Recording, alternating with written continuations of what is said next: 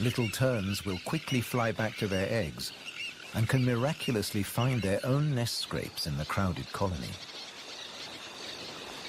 Their cousins, the sandwich terns, lay their eggs directly onto the sand.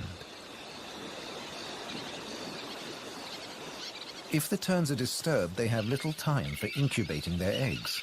The sand won't keep them warm for long.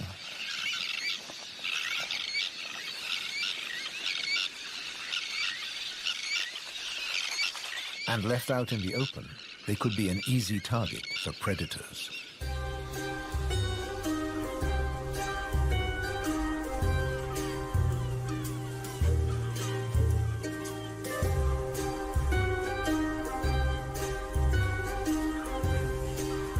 Foxes are the biggest predators hereabouts.